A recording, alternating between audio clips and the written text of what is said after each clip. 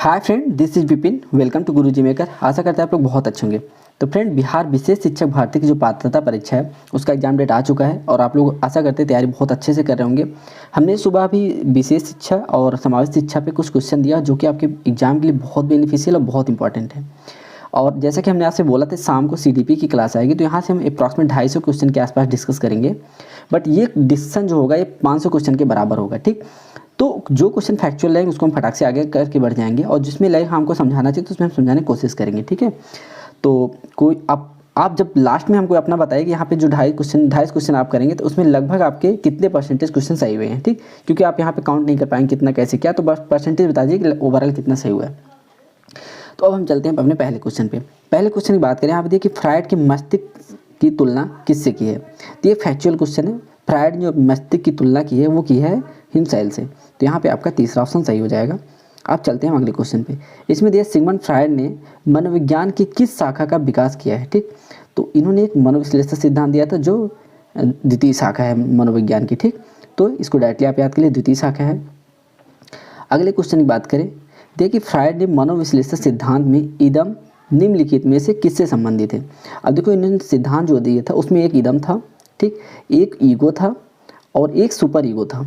थोड़ा सा इसके बारे में हम अगर जानें तो इदम क्या था, एक ऐसा मतलब अपने हमारे मन की ऐसी इच्छा जो किसी भी हाल में उसको चाहिए, चाहे आप गलत करके लाइए चाहे जैसे लाइए, तो उसको क्या बोलते हैं, इदम बोलते हैं।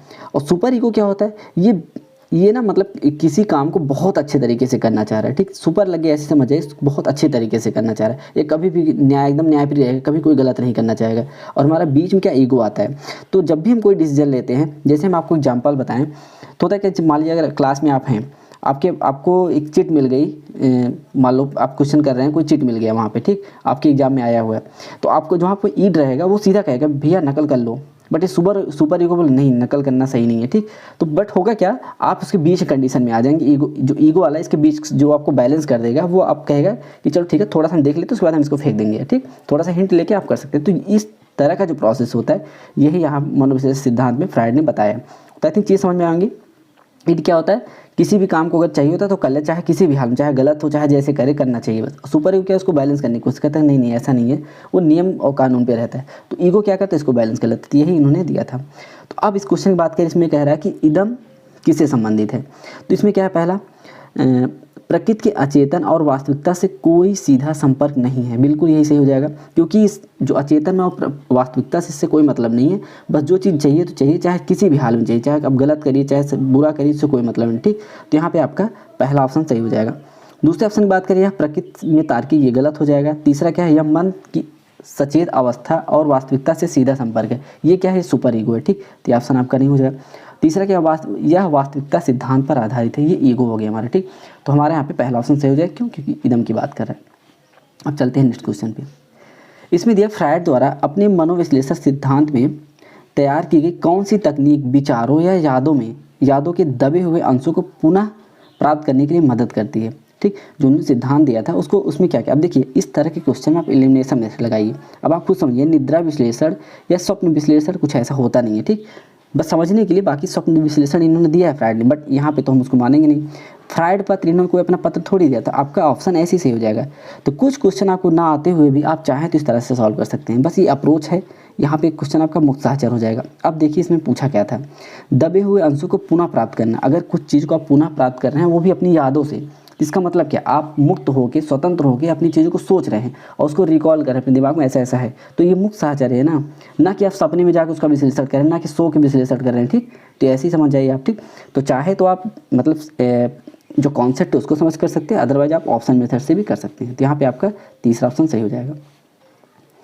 अगले क्वेश्चन की बात करें, इसमें दिए निम्नलिखित में से कौन सी मन की संरचना सुखवादी और प्रसन्नता के सिद्धांत को निर्देशित करता है। अब देखिए हम बताए थे ना, जिसको मन में सुख प्रसन्नता सिद्धांत की इसके अनुसार हो तो क्या होता है, वो इदम होता है हमारा। मैं इसके पहले बताया ना, मतलब उसको शरीर का सुख चाहिए, बस भौतिक सुख उसको चाहिए, चाहे जैसे आप दे दीजिए, किसी भी गलत तरीके से जाके कर दीजिए, कोई दिक्कत नहीं। अगर आप मतलब एक चॉकलेट की आपके पैसे नहीं है तो आप किसी से छीन सकती है, चुरा लीजिए, मतलब इस तरह का आपके दिमाग में ये चीज़ें करते हो तो क्या इदम होता है। तो बस उसको सुख से और प्रसन्नता से मतलब है। तो हमारा क्या हो जाएगा, इदम। अहम क्या है, हम ईगो बताए थे, बीच को बैलेंस करता है। परम क्या है, ये बहुत बढ़िया सुपर ईगो जिसको हम बोलते हैं, ये क्या करता है, हमें हमारे अंदर मतलब जो नैतिकता उसको बना के रखता है, होल्ड करके रखता है। ठीक है, आई थिंक चीज़ समझ में आ गई। तो यहाँ पे शरीर की सुख प्रसन्नता की बात हो तो हमारे यहाँ इदम ऑप्शन हो जाएगा। देखो मैं चीज़ों को एलिब्रेट करूँ ताकि इससे रिलेटेड कोई भी क्वेश्चन आए तो आप आसानी से टैकल कर लें। इस क्वेश्चन की बात की, इसमें देखिए अहम द्वारा निर्देशित है। अहम की बात अगर है तो अहम क्या करता है, वास्तविकता के सिद्धांत को बताता है ना, जो वास्तविकता है उसी पर ध्यान देता है, तो हमारा ये अहम हो जाएगा, ठीक, जिसको हम ईगो बोलते हैं। ठीक है, अभी हम लोगों ने इतना अच्छे समझा तो अब समझ में आएगा कि इसका अहम, ईगो और परम और सुपर ईगो या परम अहम जो है उसके उसमें आपको मतलब समझ में आ गया होगा। अगले क्वेश्चन बात करें, निम्नलिखित में कौन सी रक्षात्मक युक्ति नहीं है। अब रक्षात्मक युक्ति की बोला है तो अब आप ये देखिए, ऊर्ध्वपातन होता है, प्रतिगमन होता है, प्रक्षेपण होता है, लेकिन कृतज्ञता ये एक तरह से हमारी भावनात्मक चीज़ों को लेके है, ठीक। तो रक्षात्मक युक्ति नहीं है, और नहीं की बात की है तो हमारा ऑप्शन यही कृतज्ञता सही हो जाएगा। इसको आप इंग्लिश में देखेंगे ना तो बहुत आसानी से आप समझ जाएंगे, हिंदी थोड़ा सा डिफिकल्ट हो जाता है, ठीक है। अब इसमें अगर हम बात करें, इसमें दिया कि परम अहम प्रत्यक्ष रूप से इदम के विपरीत होता है, बिल्कुल सही है। जब हमारा सुपर ईगो होता है वो इदम के विपरीत होता है, अपोजिट होता है ना, क्योंकि वो किसी भी तरीके से एक चीज़ को चाहिए, चाहे गलत करो चाहे जैसे करो करो। और परम अहम क्या है, वो नैतिकता को बना के रखता है, तो एक दूसरे से विपरीत ही है ना, तो हमारा पहला ये कथन जो है ये सत्य है, ठीक। इस क्वेश्चन की बात की, इसमें देखिए चेतना का वह स्तर जिसे सहज व जीवों को अंतर्नोद का भंडार माना जाता है। जहाँ पे अंतर्नोद भंडार की बात की तो क्या, अच्छा आप सोचिए, अगर आप आँख बंद करके अचेतन मन से कुछ सोचेंगे तो आप दुनिया की कोई भी चीज़ सोच सकते हैं, ठीक। तो अचेतन मन ही यहाँ पे आपका ऑप्शन सही हो जाएगा, पहला ऑप्शन सही है, ठीक है। अगले क्वेश्चन पे देखें तो इरोज शब्द संबंधित है। अब इरोज का सीधा सीधा मतलब होता है जीवन में, ठीक। इसको आप याद कर लीजिए, फैक्चुअल क्वेश्चन पे ज़्यादा ध्यान नहीं देना हमें, बस याद कर लीजिए, आ सकता है, ठीक। अब यहाँ पे जितने भी क्वेश्चन आपको बताया जाए सब इंपॉर्टेंट है, और शुरू से लेकर अंत तक जब तक हमारी वीडियो खत्म होगी हम लगभग सीडीपी के हर एक चैप्टर से अच्छे अच्छे जो क्वेश्चन उसको कर लेंगे जो है कि एग्जाम के आए हुए हैं, ठीक है। तो आपको परेशान नहीं होना कि इसके अलावा हमको कुछ और पढ़ना है। अगला देखिए क्या है, परम अहम द्वारा प्रस्तुत किया जाता है। अब अहम परम अहम मतलब ईगो सुपर ईगो कौन दिया है, सिगमंड फ्राइड ने दिया है, इसको भी नहीं सोचना, हमारा चौथा ऑप्शन यहाँ पे सही हो जाएगा। इस क्वेश्चन बात करें, इसमें देखिए सिगमंड फ्राइड के अनुसार अचेतन मन की विशेषताओं को ज्ञात करने में की सर्वाधिक उपयुक्त विधि कौन सी है। अब जब अचेतन मन की बात आ जा रही है तो देखो सामाजिक तकनीक भी तो होगी नहीं, साक्षात्कार भी नहीं होगी, न व्यक्तिक अध्ययन होगा, एक ही बचा ना हमारा स्वप्न विश्लेषण, तो हमारा सही हो जाएगा। अब देखिए साक्षात्कार और सामाजिक में तो इसमें आपको कोई दिक्कत नहीं होगी, ये तो गलत ही है, बट आपको थोड़ा सा इसमें आपको व्यक्तिक अध्ययन है या स्वप्न विश्लेषण है, इसमें थोड़ा सा जानते हैं। देखिए अचेतन मन के क्या है, जब आप अचेत होते हैं ना, बोले अचेत हो गए मतलब एक स्वप्न निद्रा में, ये नहीं कि स्वप्न देख रहे हैं बट आँख बंद करके कुछ चीज़ सोचते हैं तो उसको क्या बोलते हैं, स्वप्न विश्लेषण बोलते हैं। तो यही यहाँ पे हमारा कहा गया है, तो क्या हो जाएगा यहाँ पे स्वप्न विश्लेषण। और व्यक्तिक अध्ययन का मतलब क्या, किसी पर्टिकुलर एक चीज़ के लिए आप अध्ययन कर रहे हैं तो व्यक्तिक अध्ययन हो गया। बट यहाँ पे अचेतन मन की बात हो रही, मतलब दुनिया में कोई चीज़ आँख बंद करके आप बहुत गहन बहुत ज़्यादा सोच सकते हैं, तो वो स्वप्न विश्लेषण होता है। इसमें दिया कि फ्रायड ने मानव व्यवहार को समझने के लिए निम्नलिखित में से किस दृष्टिकोण की स्थापना की है। तो अगर हम यहाँ बात करें उसने समझने के लिए क्या किया, तो मनोविकार का किया, ठीक। इसमें ज़्यादा सोचना नहीं था, हमारा क्या है मनोविकार, क्योंकि मनोविश्लेषण की इन्होंने सिद्धांत ही दिया था, ठीक। अगला क्या है, फ्रायड के अनुसार परम अहम किस अवस्था के दौरान ठीक से विकसित होता है। परम अहम का मतलब एक ऐसा मतलब सुपर ईगो जिसको इंग्लिश में बोलते हैं, सुपर ईगो से ज़्यादा आपको समझ आ रहा है, परम अहम थोड़ा कम। सुपर ईगो मतलब एक नैतिक विकास जहाँ होता है, तो ये कब आता है, किस अवस्था में आता है। अब देखो गुदावस्था तो बचपन की हमारी अवस्था थी, ये तो होगा नहीं। लैंगिक अवस्था ये भी बचपन का ही है एक तरह से, ठीक। बट सुसुप्ता अवस्था जो होता है, मान के लिए किशोरावस्था में ये चीज़ें लगभग आ जाती हैं, जिसमें इंसान ये डिसाइड कर लेता है क्या सही है क्या गलत है, और हमारा सुपर ईगो हमें यही डिसाइड करवाता है कि हमें अपनी नैतिकता का फॉलो करना चाहिए, किसी चीज़ को गलत ढंग से हमें नहीं हथियाना चाहिए, ठीक। तो हमारा पहला ऑप्शन यहाँ पे सही हो जाएगा। इसमें देखिए दिया कि सिगमंड फ्रायड का व्यक्तित्व का सिद्धांत किस सिद्धांत पर आधारित है, मनोविश्लेषण सिद्धांत पे, ठीक। इसमें सोचना ही नहीं, सीधा सीधा ऐसे भी दिया ही है क्वेश्चन में कि सिगमंड फ्रायड का मनोविश्लेषण का सिद्धांत, तो उनका कौन सिद्धांत है, मनोविश्लेषण का है। अगला देखते हैं, मनोलैंगिक सिद्धांत निम्नलिखित में से किसके द्वारा दिया गया। मनोलैंगिक हो, मनोविश्लेषण हो, मनोविकार हो, सबका सब सिगमंड फ्रायड ने दिया। तो ज़्यादा सोचना ही, बस आपको ऐसे ही कंफ्यूज करेगा। आपने पढ़ा मनोविश्लेषण, दे दिया मनोलैंगिक सिद्धांत, तो आप कंफ्यूज हो जाएंगे। तो सिगमंड फ्रायड, आप चाहे मनोविश्लेषण पूछे, चाहे मनोलैंगिक पूछे, चाहे मनोविकार पूछे, सब क्या है, सिगमंड फ्रायड। अगला देखिए, फ्रायड की दृष्टि में विकास एक प्रक्रिया है। अब देखो इनके अलावा जितने लोग थे सब ने बोला था कि विकास जो एक सतत प्रक्रिया है, लगातार और सतत, निरंतर और सतत प्रक्रिया है। बट इन्होंने कहा असतत प्रक्रिया है, मतलब रुक रुक के चलने प्रक्रिया, ठीक है। इनका अपना कुछ सोचना रहा होगा, ठीक।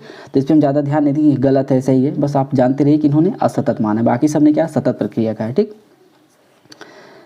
इसमें देखें, मनोलैंगिक विकास के सिद्धांत के अनुसार एक विशेष चरण में सफलतापूर्वक पूरा करने में विफलता के परिणाम स्वरूप होगा। अब देखिए, इसमें मतलब एक विशेष चरण में सफलतापूर्वक पूरा कोई चीज़ नहीं कर पा रहे हैं, उसमें विफल हो जा रहे हैं, तो उसका मेन मतलब प्रॉब्लम क्या है, उसका स्वरूप क्या होगा। ठीक, तो पहला क्या देखें तो निर्धारण, यही हो जाएगा निर्धारण। ठीक, अब इसमें और जो ऑप्शन है क्यों नहीं, देखो लिबिडो ये हमारे मतलब शरीर का एक पार्ट होता है जब जो कि हमारे 12 उम्र के बाद में होता है। ठीक, तो यहाँ पे विफलता की बात होता है, ऐसा कुछ है नहीं, लिबिडो से यहाँ से कोई रिलेशन नहीं। और इलेक्ट्रा कॉम्प्लेक्स और ओडियस कॉम्प्लेक्स एक तरह से मतलब ये बच्चों मतलब बॉयज़ एंड गर्ल्स में होता है।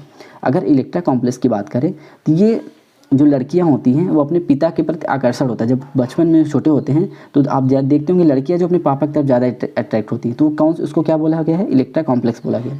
ओडिपस कॉम्प्लेक्स क्या है, जो लड़के होते हैं अपनी मम्मी की तरफ बचपन में ज़्यादा अट्रैक्ट रहते हैं, ठीक, अट्रैक्टिव रहते हैं, तो क्या हो गया, वो ओडिपस कॉम्प्लेक्स हो गया। हालांकि इन्होंने जो सिद्धांत इन्होंने सीधा सीधा दिया था उसको अगर आप अच्छे से पढ़ेंगे तो इन्होंने ये कहा था कि अपने पापा या मम्मी के पास तो लोग गलत भावना से देखते हैं, मतलब वो उनको मम्मी पापा नहीं मानते, मतलब बहुत उनके अंदर जो सेक्सुअल चीज़ें आती हैं वो चीज़ें आने लगती हैं। बट ये वो बस वो समाज की वजह से उसको मतलब बाहर नहीं लाते, धीरे धीरे वो कम हो जाती है। धीरे जब बच्चा बड़ा होता है मतलब 12 साल के ऊपर होता है तो वो दूसरे तरफ अट्रैक्ट हो जाता है, तो ये चीज़ें वहाँ से ख़त्म हो जाती है। तो इन्होंने ये चीज़ कहा, चाहे गलत है सही, बट इन्होंने कहा है। ठीक, तो अब आपको ये चीज़ समझ में आ गई, तो यहाँ पे कौन सा ऑप्शन आपका सही हो जाएगा, नहीं वाला है, तो निर्धारण हो जाएगा। ठीक, इन्होंने 3 चीज़ की बात की, libido, Oedipus complex and Electra complex.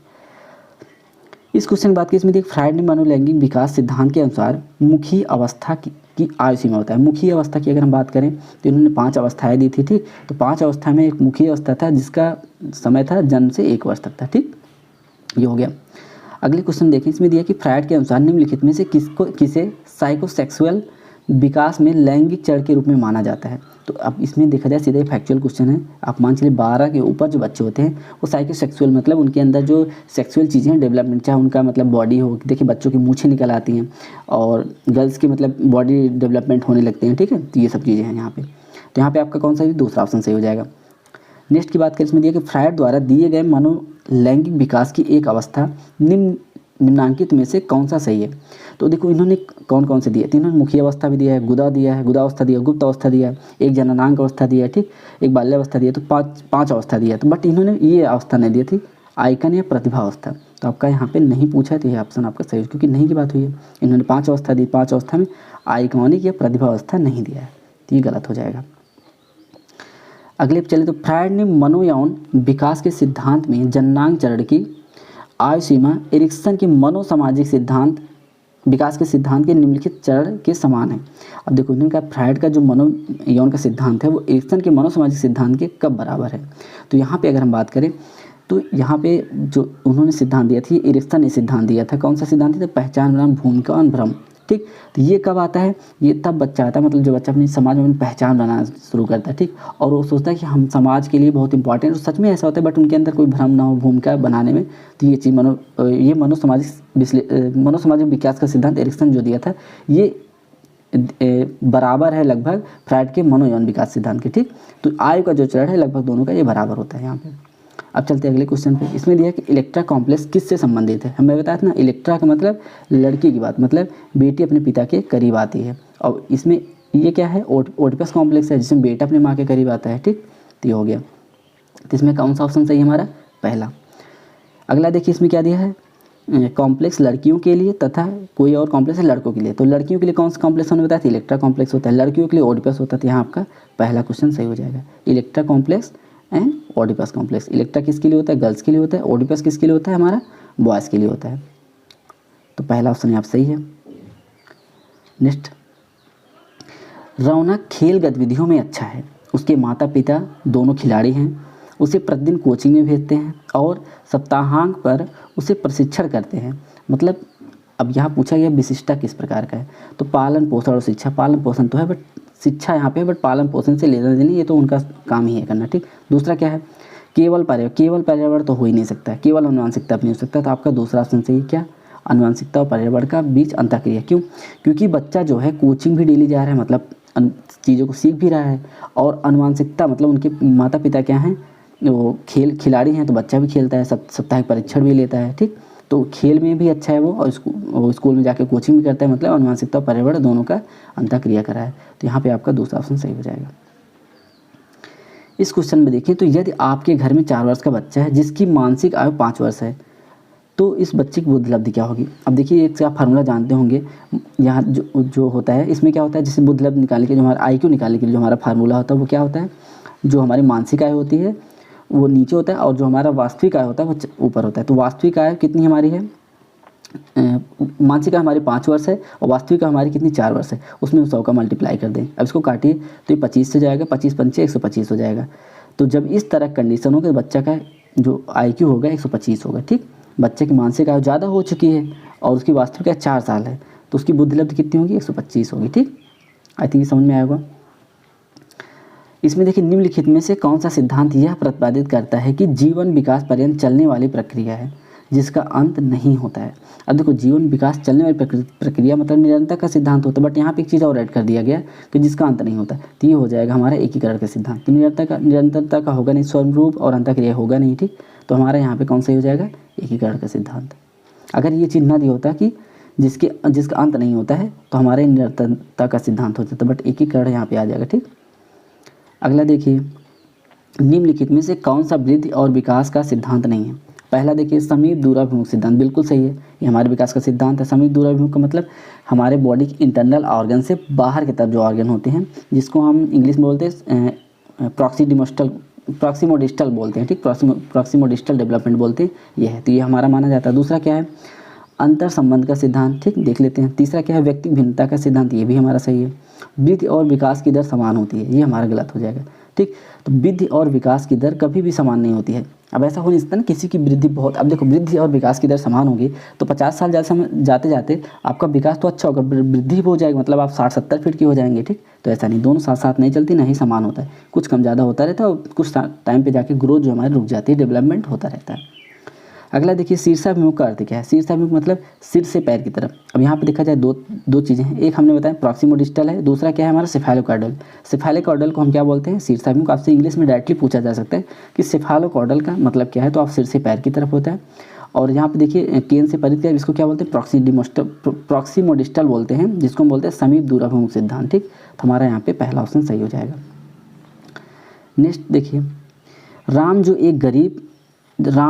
एक बहुत ही गरीब है और अशिक्षित परिवार में पैदा हुआ, लेकिन सही शिक्षा के साथ साथ वो अपने गांव में एक महान वकील बन गया। जबकि श्याम जो एक बहुत अमीर है और शिक्षित परिवार में पैदा हुआ, फिर भी वह सफलता हासिल नहीं कर सका।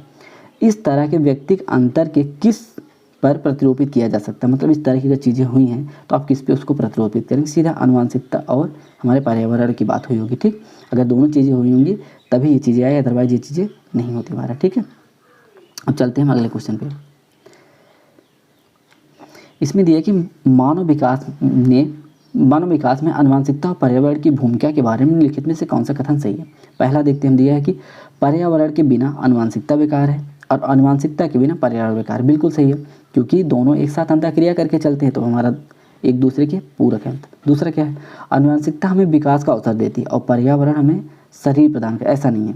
ठीक है, ये तो अगर शरीर की बात करें तो शरीर तो हमको मतलब एक तरह से देखा जाए तो जेनेटिक होता है, हेरिडिटी जो हमारा होता है। ठीक, आनुवंशिकता से रिलेटेड, ये गलत हो जाएगा। तीसरा क्या है, वंशानुगत क्षमताओं का विकास पर्यावरण का विषय है। बिल्कुल सही है, ये भी सही है। तुम्हारा ऑप्शन कौन सा, पहला ए और सी सही है, तुम्हारा बी वाला सही हो जाएगा। ठीक, नेक्स्ट देखिए, हमारे बीच ऐसे लोग हैं जो लंबे और कुछ छोटे हैं और कुछ गोरे कुछ काले हैं, कुछ लोग पुष्ट और कुछ कमज़ोर हैं। यह किस सिद्धांत को आधारित है। तो जब जहाँ पे व्यक्तिगत भिन्नता की बात आती है वहीं पे सिद्धांत होता है, तो आपका क्या हो जाएगा, चाहे व्यक्तिगत भिन्नता बोलिए या व्यक्तिगत असमानता बोलिए। ठीक, तो क्या हो जाएगा हमारे, ये जहाँ पे भिन्नता पाई जाती है, कुछ लोग छोटे हैं, कुछ बड़े हैं, कुछ गोरे हैं, कुछ काले हैं, कुछ लंबे हैं, कुछ मोटे हैं। ठीक, इस तरह की जब चीज़ें हैं तो क्या है, व्यक्तिगत भिन्नता है, या हम कह सकते हैं कि व्यक्तिगत असमानता है। ठीक है, नेक्स्ट देखिए, व्यक्तिगत भिन्नता का द्वारा सृजन किया जाता है, तो आपको बताइए यहाँ पे कौन सा सही हो सकता है। अब देखिए, व्यक्तिगत भिन्नता की जहाँ बात आएगी तो वहाँ परिपक्वता नहीं आएगा। ठीक, तो हमारा परिपक्वता जितने ऑप्शन में गलत हो जाएगा, हमारे पास एक ही ऑप्शन बचा पहला। तो व्यक्तिगत भिन्नता का जो सृजन किया जाता है किसके द्वारा, आनुवंशिकता के द्वारा किया जाता है, पर्यावरण के द्वारा किया जाता है, अनुभव और अधिगम के द्वारा किया जाता है। तो व्यक्तिगत भिन्नता जो सृजन करने की बात आएगी तो आनुवंशिकता, पर्यावरण, अधिगम और अनुभव के द्वारा किया जाता है। तो व्यक्तिगत भिन्नता में परिपक्वता की बात नहीं होती है। ठीक, तो इसकी वजह से 3 ऑप्शन गलत हो गए। नेक्स्ट देखिए, मानसिक और शारीरिक विशेषताओं को किसकी जटिल अंतःक्रिया के लिए जिम्मेदार बताया गया है। तो अगर मानसिक और शारीरिक विकार की बात हो तो क्या हो जाएगा वहाँ पे अनुवांशिकता और पर्यावरण की, जहाँ पे दोनों चीज़ें रहेंगी। ठीक, तो इसमें तो ये क्वेश्चन बहुत आसान है, इसको आप डायरेक्टली कर लेंगे। आप मान के लिए अगर क्वेश्चन में अनुवांशिकता पर्यावरण है तो अगर ध्यान से आप पढ़ेंगे तो मैक्सिमम कंडीशन यही वही से होता है, बट ध्यान से पढ़िएगा क्योंकि थोड़ा सा घुमाने लगा है, क्योंकि हम लोग ऑप्शन देख फटाक से टिक कर देते, बट ऐसा नहीं रहता। ठीक, ध्यान दीजिएगा वहाँ पे। अगला इसमें है, निम्नलिखित में से कौन सा शैक्षिक मनोविज्ञान के दायरे में नहीं आता है। तो पहले अगर बात करें, इसमें क्या दिया है कि व्यक्तिगत व्यवहार क्या होना चाहिए इसका अध्ययन। ठीक, अब शैक्षिक व्यवहार की बात है तो हो सकता है। ठीक, अब दूसरा हम देखते हैं, व्यक्ति के प्रकृत व्यवहार का अध्ययन करना। अब देखो जहाँ शैक्षिक बात आई तो उसके प्रकृत व्यवहार से हमसे कोई लेना देना नहीं, तो ये गलत हो जाएगा। तीसरा क्या है, और नहीं की बात कर रहा है। ठीक, जो नहीं आता तो ये गलत हो जाएगा। तीसरा क्या है, व्यक्ति के सचेत व्यवहार का। सचेत से हमें कोई मतलब नहीं, वो कितना समझदार है, कैसे क्या है, उसके शैक्षिक से हमसे उससे कोई लेना देना नहीं। ठीक, चौथा क्या है, उसकी उपचेतन की जैसी कोई व्यवहार की चीज़ ही नहीं होती। तो यहाँ पे आपके 3 के ऑप्शन गलत हो गए, तो पहला ही सही है। क्या है, व्यक्तिगत व्यवहार क्या होना चाहिए इसका अध्ययन करना, क्योंकि सिंपल सी बात है, व्यक्तिगत व्यवहार मतलब उसके शैक्षिक योग्यता कितनी, इससे हमें पता चलता है। ठीक, तो यहाँ पे हमारा कौन सा ऑप्शन से हो जाएगा, पहला। अगला देखिए, यहाँ पे नहीं की बात हुई, ध्यान दीजिएगा। दूसरा क्या है, निम्नलिखित में से कौन सा एक आंतरिक कारक नहीं है जो बच्चों में वृद्धि और विकास को प्रभावित करता है। तो जैविक कारण तो होता है बिल्कुल, आनुवंशिकता भी होता है हमारा, बुद्धि बटे तकनीकी कारण नहीं होता है। टेक्निकल चीज़ों से थोड़ी किसी बच्चे का बुद्धि या विकास पर प्रभाव पड़ेगा। ठीक, उसको मोबाइल नहीं देंगे हम, उसको एक AC वगैरह कमरे में नहीं रखेंगे तो ऐसा कुछ नहीं है। ठीक है, तो ये तकनीकी चीज़ें हैं, तकनीकी से हमारा कोई लेन देन नहीं, आप इसको एलिमिनेट कर सकते थे। ध्यान दिया करिए नहीं वाले क्वेश्चन को बहुत ध्यान से पढ़ने की। ठीक, अगला देखिए, बच्चे का विकास का परिणाम। तो बच्चे का जो विकास होता है किसके परिणाम से होता है, आनुवंशिकता और पर्यावरण के मेल से होता है। ठीक, तो बेहद आसान क्वेश्चन था, आई थिंक चीज़ समझ में आ रही होंगी। अब चलते हैं अगले क्वेश्चन पे। यहाँ देखिए, बच्चे शारीरिक गठन, चरित्र मूल, दृष्टिकोण, कौशल आदि भिन्न होते हैं। अगर ये सब चीज़ें अगर भिन्न हो रही हैं तो उसका सीधा मतलब क्या है, आनुवंशिकता और पर्यावरण के कारण है, क्योंकि सबका शरीर जो है, चरित्र जो है, मूल, दृष्टिकोण, ये सब अलग अलग होता है ना। क्यों, क्योंकि उनके हो सकता है जिसके मम्मी बड़े रहेंगे तो उनके बच्चे बड़े बड़े पैदा होते हैं, जिसके मम्मी पापा छोटे तो उनके मम्मी बच्चे भी छोटे पैदा होते हैं। पहली चीज़। दूसरी चीज़, अगर उनको अच्छा इन्वायरमेंट नहीं मिल पाया तो अच्छे से उनकी व्यवहारिक चीज़ें नहीं रहेंगी, उनका चरित्र सही नहीं रहेगा। अच्छा इन्वायरमेंट मिल जाएगा, अच्छे दोस्त मिल, उनका चरित्र सही हो जाएगा। इस तरह से चीज़ें हैं। ठीक, तो यहाँ पर हमारा तीसरा ऑप्शन सही है। अगला देखिए, दिया है कि विद्यार्थी का विकास किस पर निर्भर करता है। इसमें भी कुछ सोचने की बात नहीं, विद्यार्थी विकास वंशाक्रम तथा वातावरण निर्भर करता है। ठीक, कोई दिक्कत नहीं, तो यहाँ पे तीसरा ऑप्शन आपका सही हो जाएगा। अगला देखिए, बालक के विकास के संदर्भ में निम्नलिखित में से कौन सा कथन सत्य है। पहला क्या है, विकास केवल आनुवंशिक का परिणाम, बिल्कुल नहीं, आनुवंशिकता से नहीं होता, दोनों से होता है। बल्कि विकास सतत प्रक्रिया नहीं, ऐसा नहीं, विकास जो है सतत प्रक्रिया है। तीसरा क्या है, विकास की गति बालक और बालिकाओं के समान, ऐसा नहीं है, लड़कियों की थोड़ा सा गति में असमानताएं पाई जाती हैं। चौथा क्या है, विशिष्ट सामान्य से विशिष्ट की ओर अग्रसर होता है। विकास जो है समान से विशिष्ट की ओर अग्रसर, बिल्कुल सही है। एक नॉर्मल बच्चा पैदा होता है पर धीरे धीरे वो विशिष्ट की तरफ हो जाता है। तो यही आपका ऑप्शन यहाँ पे सही हो जाएगा, क्योंकि सत्यता की बात हो रही है। ठीक, तो चौथा ऑप्शन यहाँ सही हो गया। अगला देखिए, मानसिक विकास को प्रभावित करने वाले कारक हैं। तो अगर मानसिक विकास को प्रभावित करने वाले कारक कौन, आनुवंशिकता है, बिल्कुल सही है। पारिवारिक वातावरण, बिल्कुल ये भी है। एक परिवार की सामाजिक स्थिति, ये भी। यहाँ पे आपके 4 के 4 ऑप्शन सही हो जाएंगे। ठीक, समझ में आ रहा होगा आपको। मानसिक विकास की अगर बात करें तो आपके मम्मी पापा कैसे हैं वो, उससे बहुत फर्क पड़ेगा। आप किस माहौल में रहे उससे प्रभाव पड़ेगा, और परिवार आप किस एरिया में है ये, इससे फर्क पड़ता है। ठीक है, तो यहाँ पे 4 के 4, 3 के 3 ऑप्शन सही है, तो चौथा ऑप्शन आपका सही हो जाएगा। किस पेशे में अभिवृत्ति जांच का सबसे अधिक उपयोग किया जाता है, मतलब उसकी नॉलेज टेस्ट करना है तो आप किस पेशे में ज़्यादा होता है। पहला क्या है, चिकित्सक, डॉक्टर, इंजीनियर, वकील, इन सब में थोड़ी होता है। अगर उनकी अभिवृत्ति की जांच की तो कब होता है, मार्गदर्शन परामर्शक के लिए। ठीक, तो सबसे ज़्यादा अगर जब मार्गदर्शक की बात है, जिसको हम काउंसलिंग बोलते हैं, ठीक, काउंसलर, तो वहाँ पे ये चीज़ें सबसे ज़्यादा होती हैं। तो हमारा पहला ऑप्शन सही हो जाएगा। अगला देखिए, आनुवंशिकता के बिना कोई शुरुआत नहीं, पर्यावरण के बिना, इसमें दिया है क्या क्या चीज़ें होती है। ठीक, तो पर्यावरण की, आनुवंशिकता के बिना कोई शुरुआत नहीं होती, और पर्यावरण के बिना क्या क्या चीज़ें हो सकती है। देखिए, पहला परिपक्वता और प्रेरणा, ऐसा है हो नहीं सकता। ठीक, रुचि और सुधार, ये भी नहीं होगा। निरंतर और विकास, ये भी नहीं है। तो यहाँ क्या हो जाएगा, व्यक्तित्व और विकास। आनुवंशिकता के बिना व्यक्तित्व और विकास का शुरुआत नहीं हो सकता है। ठीक है, तो यही आपसे कहा गया है। तो किसी इंसान व्यक्तित्व चाहे के लिए चाहे विकास ये शुरू नहीं हो सकता आनुवंशिकता और पर्यावरण के बिना। ठीक, तो हमारा चौथा ऑप्शन यहाँ पे सही है। अब अगला देखते हैं हम। इसमें दिया है कि कुछ लोग आसानी से और धारा प्रवाह प्रतीकों का उपयोग करते हैं जबकि अन्य धीरे धीरे और झिझक कर बोलते हैं। तो यह किस तरह का सिद्धांत दर्शाता है? अगर एक लोग कुछ अलग कर रहे हैं, दूसरा कुछ अलग कर रहा है, तीसरा कुछ और तरीके से कर रहा है, चौथा कुछ और तरीके से, किसको ये डिफाइन कर रहा है? व्यक्ति भिन्नता को डिफाइन कर रहे हैं ना, इंडिविजुअल डिफरेंस को डिफाइन कर रहे हैं। तो आपका यहाँ पे दूसरा सोचो। देखिए होता क्या ना, क्वेश्चन बेहद आसान होते हैं बट उसको हम समझ नहीं पाते वो कहना क्या चाह रहा है। बट आप अगर ऑप्शन को ध्यान से देखेंगे तो खुद ही समझ जाएंगे इसका मतलब ये होगा। ठीक, भले आपको कोई ट्रिक नहीं पता है, कोई नियम नहीं पता है, CDP एक ऐसा कॉन्सेप्ट है उसमें थोड़ी बहुत आपकी अगर नॉलेज है, थोड़ा बहुत पकड़ है पेडागोजी पे, तो आप सारे क्वेश्चन कर जाएंगे। ठीक है, पॉजिटिव निगेटिव करके। अगला देखते हैं। इसमें दिया है कि निम्नलिखित में से कौन सा एक सूक्ष्म गतिक कौशल का सिद्धांत है? अब सूक्ष्म गतिक की बात करें, इसमें दो चीज़ें होती हैं। पहला हमारा क्या होता है, एक सूक्ष्म गतिक होता है जिसको हम ग्रास मोटर स्किल बोलते हैं, फाइन मोटर स्किल बोलते हैं। तो यहाँ पे सूक्ष्म की बात हुई है। तो सूक्ष्म क्या हो, देखो अब ऐसे समझिए, जहाँ पे ज़्यादा मसल का यूज होगा वो हमारा क्या होता है, ग्रास मोटर स्किल होता है, और जो जहाँ पे कम मसल्स का यूज तो हमारा फाइन मोटर स्किल होता है। तो यहाँ पे सूक्ष्म की बात की मतलब फाइन की बात की। अब तो अगर कूद रहे हो तो शरीर की पूरी मसल हिलती है ना, पूरा मसल काम कर, चल रहे हो तब भी शरीर पूरा काम करता है। चढ़ाई कहीं पे कर, किसी पेड़ पे चढ़ रहे हो, किसी पहाड़ पे चढ़ रहे हो तो पूरी मसल काम करेगी ना। तो मतलब बहुत ज़्यादा मसल जहाँ पे यूज हो रहा है तो क्या हो जाएगा, ग्रास मोटर स्किल हो जाएगा। ठीक, तो हमारे ये तो सूक्ष्म होगा नहीं, तो हमारा यहाँ पे क्या हो जाएगा, लेखन। क्योंकि जब हम लिखेंगे तो सिर्फ और सिर्फ हमारे हाथ की उंगलियाँ जो हैं वो काम करती हैं। तो क्या हो जाएगा, सूक्ष्म गतिक कौशल का सिद्धांत हो जाएगा। अब अगला अगर हम देखें, इसमें क्या दिया है, एक बच्चे की वृद्धि निम्नलिखित में से किससे संदर्भित करती है? अगर बच्चे की वृद्धि की बात करें तो आप कैसे इसको संदर्भित करती है, ये पूछा गया। पहला क्या है, गुणात्मक परिवर्तन, गुणात्मक से हमसे कोई लेना देना नहीं। दूसरा क्या है, अपने आप एकात्मक प्राप्त करना। अब एकात्मकता का कोई मतलब नहीं है, पर्याप्त पोषण लेना ये भी नहीं है। यहाँ शारीरिक परिवर्तन आपका सही हो जाए। क्यों? क्योंकि बच्चे में कितना विकास हुआ है उसके शारीरिक परिवर्तन से तो आप पता कर पाएंगे। ठीक है, तो आई थिंक आपको चीज़ समझ में आई होंगी। यहाँ पे दिया कि डैश बाहरी कारण है जो विकास और वृद्धि और विकास को प्रभावित करता है। अब आप देखिए, आनुवंशिकता जो आंतरिक कारण है, बुद्धि भी हमारा आंतरिक कारण है। यहाँ बाहरी कारण की बात हुई तो हमारा सिर्फ और सिर्फ सामाजिक होगा, जो हमारे इन्वायरमेंट या पर्यावरण से रिलेटेड है। तो यहाँ पे आपका पहला ऑप्शन सही हो जाएगा, सामाजिक बाहरी कारण है जो हमारे वृद्धि और विकास को प्रभावित करता है। तो पहला ऑप्शन यहाँ पे सही हो गया। अगला देखिए, एक बालक पहले अपने हाथ को, फिर उंगलियों को तथा फिर हाथ और उंगलियों को एक साथ चलाना सीखता है। यह उदाहरण वृद्धि और विकास के किस सिद्धांत को फॉलो कर रहा है, ये आपको बताना है।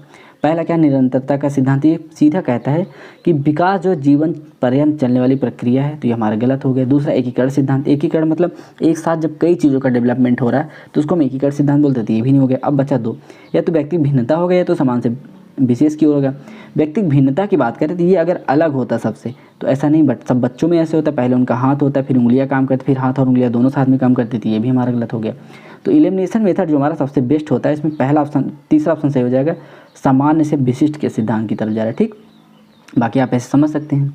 अगला देखिए, दिया है कि निम्नलिखित उदाहरण विकास के किस सिद्धांत की व्याख्या करता है? एक बच्ची चलने से पहले खड़ा होना सीखती है और बोलने से पहले बड़बड़ाना सीखती है। तो अब आप बताइए, अगर हम यहाँ पे चौथे ऑप्शन विकास बात करें, आप दिया कि विकास केंद्र से हाथ पैर की ओर जाने, ऐसा कुछ नहीं है। ठीक है, ये हाथ केंद्र से बाहर की तरफ जाती है, हाथ पैर की तरफ नहीं जाती। विकास का क्रम सिर से पैर की तरफ है। अगर बच्चा बोलने से पहले बड़बड़ाना सीखती है तो सिर से पैर का कोई लेना देना ही नहीं, और विकास अव्यवस्थित प्रक्रिया तो होती नहीं। तो हमारा पहला ऑप्शन सही हो गया, वही एलिमिनेशन मेथड सबसे बेस्ट। क्या हो जाएगा, विकास जो हमारा क्रमबद्ध होता है।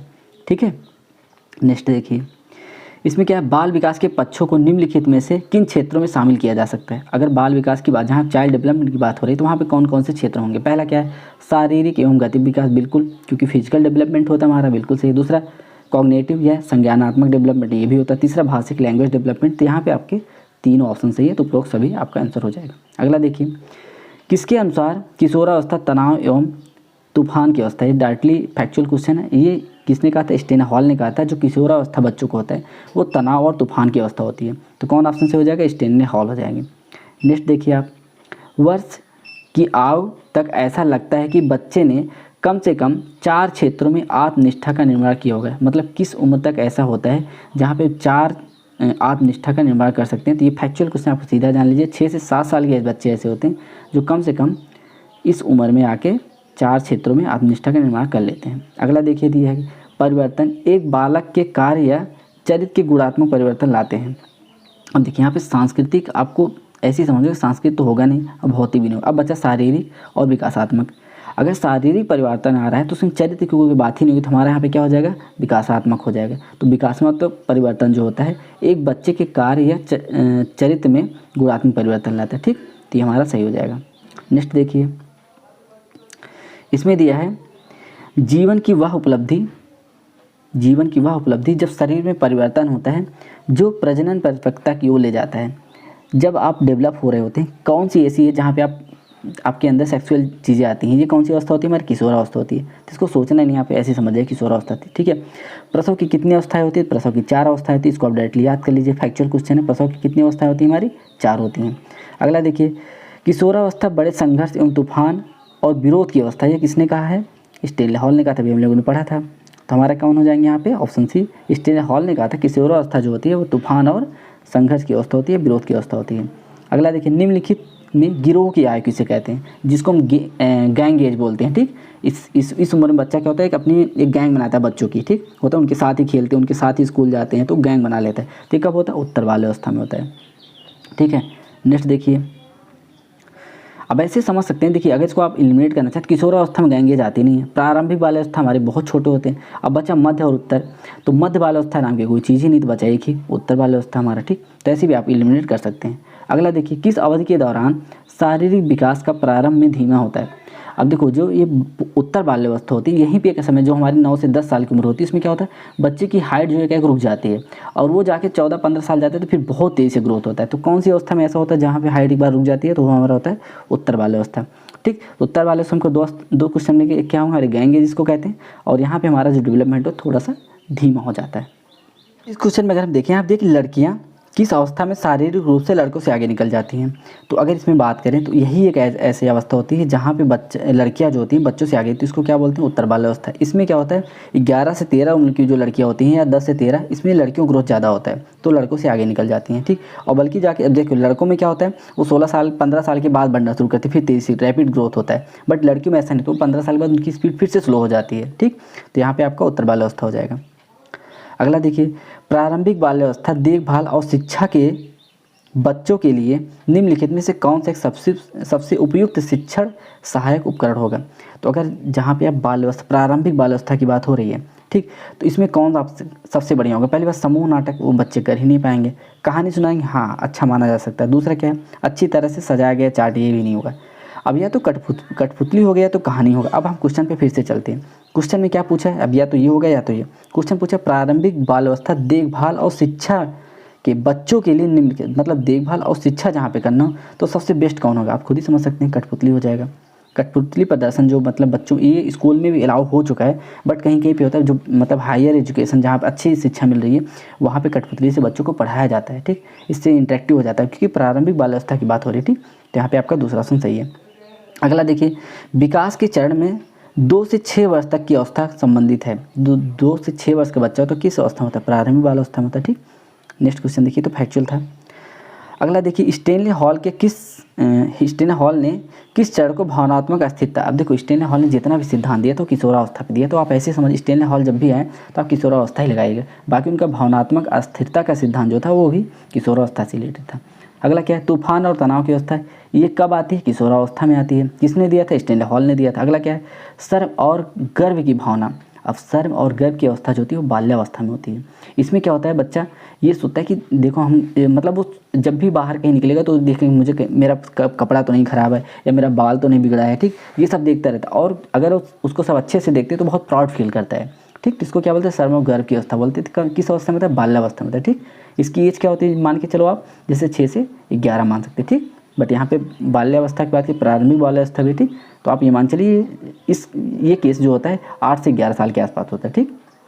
अब अगला देखिए, इसमें दिए प्रारंभिक बाल्यकाल को आमतौर पर पूर्व स्कूली अवधि के रूप में जाना जाता है। बिल्कुल सही है, पूर्व स्कूल अवधि जो है ये प्रारंभिक बाल्यावस्था के अंतर्गत आता है, ये सही है। दूसरा क्या है, इस अवधि के दौरान भाषा का विकास होता है, ये भी सही है। इसी अवधि के दौरान भी भाषा का सबसे ज़्यादा विकास होता है। तो यहाँ पे 2 के दोनों ऑप्शन आपके सही हैं, ठीक। एक स्टेटमेंट था, आपको चेक करना था कौन सही कौन सा गलत, 2 के दोनों सही हैं।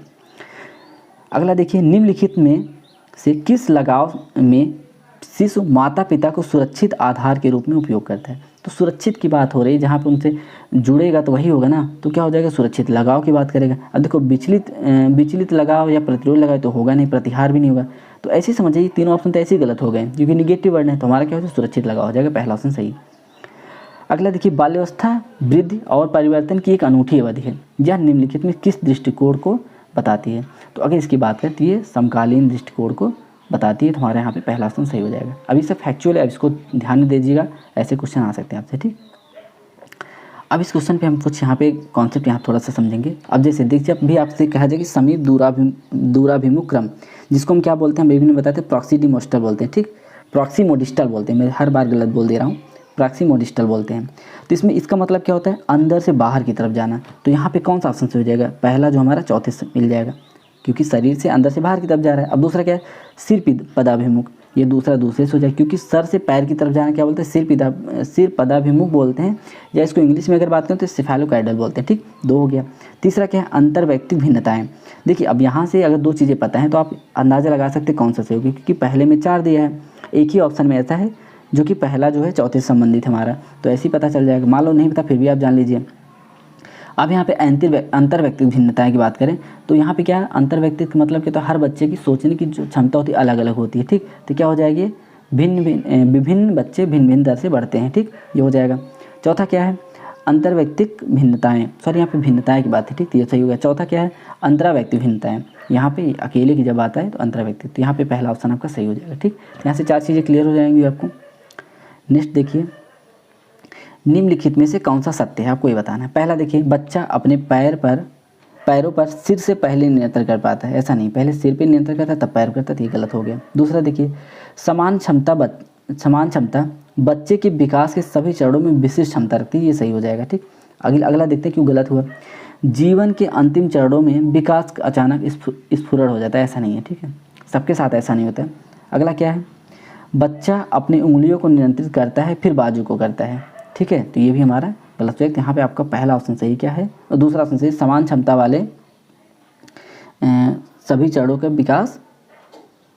के विशिष्ट क्षमता रखती है, ठीक, तो यहाँ पे आपका दूसरा ऑप्शन सही हो जाएगा। अगला देखिए, एक बच्ची फुटबॉल खेलना सीखती है, सीखने से पहले कूदना व छलांग मारना सीखती है। अब फुटबॉल खेलने मतलब पहले बड़ी मसल की उपयोग करे फिर छोटी का कर रही है, ठीक, यह बता रहा है। तो यह विकास के किस सिद्धांत पे आता है, ठीक। तो अगर पहले क्या करे, फुटबॉल खेलना सीखिए, फिर उसके बाद कूदना और छलांग मारना सीखती है, तो ये कौन सा हो जाएगा, ये हो जाएगा हमारा शीर्षगामी हो जाएगा, ठीक, जो सिर से पैर की तरफ जा रहा है। अगला देखिए, इसमें देखिए, निम्नलिखित में से कौन सा कथन व्यक्ति के विकास की प्रक्रिया के बारे में सही है। पहला क्या है, यह केवल आगे निगेटिव वर्ड पढ़ना ही नहीं, गलत काट दो। विकास की प्रक्रिया एक दिशी होती है, एक दिशी नहीं होती, ये भी गलत हो गया। विकास केवल, इसमें भी केवल आ गया तो ये भी गलत हो गया। बच्चा एक ही हमारा क्या है, विकास की प्रक्रिया में सांस्कृतिक विभिन्नताएं होती हैं, बिल्कुल, क्योंकि कोई हिंदू होता है, कोई मुस्लिम होता है, कोई सिख होता है, कोई ईसाई होता है, कोई गुजरात से होता है, कोई महाराष्ट्र से, कोई उत्तर प्रदेश से होता है, कोई बिहार से होता है, ठीक। तो भिन्नताएं यहाँ पे सांस्कृतिक होती हैं, तो हमारा यहाँ पे तीसरा ऑप्शन सही हो जाएगा। अगला देखिए, बच्चे के विकास की प्रक्रिया कैसे आगे बढ़ती है। तो बच्चे की जो विकास की प्रक्रिया होती है वो समान से विशिष्ट की ओर बढ़ती है, इसको तो रट लीजिए, समान से विशिष्ट की तरफ ही बढ़ेगी। अगला देखिए, एक किशोर के लिए परामर्श का अर्थ है, अगर आप उसको परामर्श दे रहे हैं इसका मतलब क्या है, सलाह देना से कोई मतलब, किशोर की बात है सलाह देने से कोई, क्योंकि सलाह तो आप अपने से बड़ों को भी दे सकते हैं, छोटों को भी दे सकते हैं, तो सलाह ये नहीं हो जाएगा। दूसरा क्या है, सोच और कार्यों का मनोविश्लेषण, ये भी नहीं है। अब बचा 2, क्रिया के बारे में पूछताछ, ये स्वयं को भली बात समझना। जब परामर्श दे रहे हैं आप उनको समझा रहे हैं तो मतलब क्या कर रहे हैं, वो उस बच्चे को आप समझा रहे हैं, मतलब स्वयं की भली बात समझ पा रहा है वो, तो यही आपका ऑप्शन सही हो जाएगा। क्रिया के बारे में पूछता है तो ऐसे कोई मतलब नहीं हमारे यहाँ पे। देखिए 1-2 ऑप्शन तो आपके ऐसे कट जाएंगे, बाकी थोड़ा सा आप थिंकिंग लगाएंगे तो आपको समझ में आ जाएगा कि सलाह तो हम छोटों को भी दे सकते हैं, बड़े को दे सकते हैं, बट यहाँ किशोर की परामर्श की बात हो रही है तो मतलब खुद को समझा रहा है या भली बात उसको समझाया जा रहा है, खुद को समझ पा रहा है, ठीक। तो यहाँ पे तीसरा ऑप्शन सही हो गया। इसमें देखिए क्या दिया, एक किशोर के संवेगों के विषय में निम्नलिखित में से कौन सा गलत है। पहला क्या है, संवेग बाह्य उद्दीपनों से जागृत होता है, बिल्कुल सही है। संवेग मतलब आप गुस्सा या खुशी हंसी जो भी होता है ये बाह्य चीज़ों से होता है ना, कुछ आप देख लिए रोने लगे, कुछ आप देख लिए हंसने लगे, कुछ आप देख लिए गुस्सा हो गए, ठीक, तो ये हो गया। संवेग अस्थायी होता है, तो संवेग जो है अस्थायी नहीं तो अस्थायी होता है, यही आपका गलत है। और जो कि आपकी ऑप्शन में यही पूछा था कौन सा गलत है, क्योंकि संवेग फिक्स थोड़ी होता है, एकदम फिक्स, अगर आप हंस रहे तो हंसते ही रहते हैं, ठीक, तो अस्थायी नहीं होता तो अस्थायी होता, तो ये गलत हो गया और आपका ऑप्शन यही सही हो गया। अगला देखिए, किशोरों में देखे जाने वाली सबसे आम पोषण की कमी। तो अब देखो, अब जो छोटे बच्चे, मतलब कि छोटे बच्चे अलग बात है, किशोरों में जो होता है उनमें रक्त सूखा रोग ये तो बचपन में होता है, ठीक। निम्न रक्तचाप, ये हाई, ये मतलब प्रौढ़ावस्था में होता है। अब बच्चा रतौंधी और मेरास्मस होता है, ठीक। तो रतौंधी का मतलब फिक्स नहीं है, वो बचपन से भी हो सकता है, कभी बड़े हो सकता है, बट जो किशोरों में सबसे ज़्यादा होता है क्या होता है, मेरास्मस होता है, ठीक। तो आप इसको जान जाइए, यहाँ पे आपका पहला ऑप्शन सही है, जिसको क्या बोलते हैं, किशोर में जो आम पोषण की कमी से होने वाला रोग है क्या है, वो मेरास्मस होता है, ठीक। इसमें देखिए, किसी एक को छोड़कर दिए गए सभी किशोरों के व्यवहारों के विकार हैं। पहला क्या है, जोखिम लेने का व्यवहार, बिल्कुल जो एक किशोर अवस्था में बच्चा होता है वो क्या करता है, जोखिम लेता है। दूसरा भोजन विकार, भोजन विकार भी मतलब क्या, हम ये नहीं खाएंगे, हम वो नहीं खाएंगे, दुनिया भर का नौटंकी रहता है। तीसरा क्या, ADHD, attention deficit hyper disorder, hyper active disorder जिसको बोलते हैं, ठीक। ये भी किशोरावस्था में चीज़ें आ जाती, बच्चा बहुत ज़्यादा झल्लाहट में रहता है, बहुत ज़्यादा गुस्से में रहता है, ठीक। ये चीज़ें आ जाती, मतलब सनक जाता है एक तरह से, ठीक। तो ये भी रहता है। अनिद्रा नहीं था, ऐसा नहीं कि उनको नींद ही ना आए, ये चीज़ें नहीं रहती, ठीक। तो यही आपसे पूछा था कि कौन सा किशोरों का विकार है, मतलब जो चीज़ें गलत है, तो वह कौन सा, अनिद्रा हो जाएगा। अगला देखिए, किशोरावस्था से पहले किसी व्यक्ति की पहचान की भावना पर निम्नलिखित में से सबसे शक्तिशाली प्रभाव किसका होगा। अब अगर आप बताओ, किशोरावस्था से पहले की अगर बात हो रही तो सबसे ज़्यादा अगर प्रभाव किसका होगा, परिवार का होगा। क्योंकि किशोरावस्था में क्या होता है, वहाँ विद्यालय का भी हो जाता है, समाज का हो जाता है, 5 साल पढ़ने वाले को हो जाता है। बट अगर किशोरावस्था से पहले की बात की जा रही, व्यक्ति की पहचान की भावना किससे सबसे ज़्यादा प्रभावित होती है, हमारे परिवार से होती है। अगला देखिए, किशोर जोखिम भरे व्यवहार में भाग ले सकते हैं क्योंकि वे, अब ऐसा क्यों करते हैं, पहला क्या है, ऐसा व्यवहार में शामिल जोखिम की मात्रा को कम समझते हैं। ऐसे व्यवहारों में शामिल जोखिम की मात्रा कम, ऐसा नहीं है, ठीक। वो समझते हैं कि हाँ ये गलत सही है, बट क्या होता है उसको हम देखते हैं भी। तीसरा क्या, केवल मनोरंजन के लिए तो किया नहीं जाता, ये भी गलत हो गया। तीसरा क्या है, अपनी किसी भी गतिविधि के बारे में तर्कसंगत रूप से नहीं सोच सकते, यही सही हो जाएगा। तर्कसंगत रूप से मतलब जो आप कर रहे हैं उसको ये नहीं समझ पाते कि जो हम कर रहे हैं ये सही है गलत है, और इसी वजह से वो किशोरावस्था में जोखिम भरे व्यवहार ले लेते हैं, तो हमारे सही हो जाएगा। चौथा देखिए, जोखिम को कम आंकते हैं, ऐसा नहीं है, वो उनको पता ही नहीं होता जोखिम की, इस चीज़ को हम कर रहे हैं तो इससे हमको जोखिम हो जाएगा, ठीक। बस वो हाइपर एक्टिव होकर चीज़ें कर देते हैं, बाद में उनको पता चलता है कि हमारे लिए गलत है, ठीक। तो हमारा तीसरा ऑप्शन सही है। अगला देखिए, किशोरों की चिंताओं के प्रबंधन में शिक्षकों की क्या भूमिका है। अगर आप शिक्षक प्रबंधन के तो आपकी क्या भूमिका, पहला क्या है, एक ध्यान रखने वाला माहौल स्थापित करें जो किशोरों और युवा वयस्कों के स्वस्थ विकास का समर्थन करता है। बिल्कुल सही, पहला हमारा सही हो जाएगा, क्योंकि आप ऐसा माहौल रखेंगे ताकि इसमें जो किशोर या युवावस्था में जो बच्चे हैं उनका एक विकास अच्छे से हो, उनका समर्थन कर पाएँ, सही है, उनको माहौल देंगे आप। दूसरा क्या है, उन्हें जीवन के कौशल विकसित करेंगे, ये भी सही है, उनके अंदर पढ़ने का कौशल, खेलने का कौशल, बात करने का कौशल डेवलप करेंगे। जहाँ भी और जब भी आवश्यकता हो उनका उचित और उपयोग मदद करेंगे, बिल्कुल सही है। अगर जहाँ उनकी ज़रूरत पड़ेगी तो आप उनकी मदद करेंगे, तो यहाँ पे पहला और ऑप्शन दोनों सही है, पहला और दूसरा दोनों सही है, ठीक। आई थिंक आपको चीज़ें समझ में आ रही होंगी। अब चलते हैं अगले क्वेश्चन पे। इसमें निम्नलिखित में से कौन सा कारक अधिगम को सकारात्मक रूप देने में प्रभावित करता है। सकारात्मक रूप का अगर हम बात करें तो पहला क्या है, असफलता का डर। अब सकारात्मक रूप का रहा तो असफलता का डर तो होगा नहीं। दूसरा क्या, सार्थक जुड़ा हो सकता है, साथियों के साथ प्रतियोगिता, ये भी गलत है। सकारात्मक की बात क्योंकि प्रतियोगिता के नकारात्मक हो जाएगा। माता पिता का दबाव, ये भी गलत हो जाएगा। तो सार्थक जुड़ाव हमारा यहाँ पे ऑप्शन आपका सही हो जाएगा, ठीक है। तो बच्चा जब सार्थक तरीके से जुड़ेगा सकारात्मक रूप प्रभावित करेगा, अधिगम को अच्छे से सीखेगा। क्वेश्चन में अगर बात कर दिया कि निम्नलिखित में से अधिगम की आधारभूत शर्त कौन सी नहीं है। नहीं की बात करें तो अभ्यास, अधिगम में अभ्यास की चीज़ें होती हैं। हालांकि अगर अभ्यास करना या रटाना होता तो गलत होता, बट यहाँ पे अभ्यास होता है, समीपता भी होता है, सामान्यीकरण भी होता है, सुरक्षा से कोई मतलब नहीं, ठीक। जहाँ पे अधिगम की बात है तो वहाँ पे सुरक्षा को नहीं पढ़ाया जाता है, वो अलग बात है, एक पार्ट होता है हमारे लाइफ का, उससे कोई दिक्कत, बट सुरक्षा पे वहाँ पर डिस्कस नहीं किया। तो हमारा चौथा ऑप्शन यहाँ पे सही हो जाएगा, जो कि क्या है, सुरक्षा है। नेक्स्ट देखिए, छात्रों को उनके सीखने की सफलता सुनिश्चित करने के लिए कौन सा कारक सबसे महत्वपूर्ण है। अगर उनकी सफलता के बारे में बात करें तो विषय की कठिनाई को बढ़ाना और शिक्षक की शिक्षण, ये तो ऐसे ही गलत हो गया। बच्चा कक्षा की अंतःक्रिया और दूसरा शिक्षार्थी की तत्परता। अगर किसी छात्र को सफल बनाना है तो कक्षा की अंतःक्रिया से हमें क्या लेना देना है, सबसे इंपॉर्टेंट क्या होता है, शिक्षार्थी की तत्परता हमारे डिपेंड करे, शिक्षार्थी कितना तत्पर है पढ़ने के लिए, कितना उत्सुक है, कितना मोटिवेटेड है, ठीक। तो पहला ऑप्शन यहाँ पे सही हो जाएगा। नेक्स्ट देखिए, निम्नलिखित में से कौन से कारक अधिगम को प्रभावित करते हैं। तो अब देखिए, केवल लग गया तो आप ऐसे ही 3 ऑप्शन हमारे गलत हो गए, पहला सही हो गया, ठीक, ये तो नॉर्मल बात हो गई।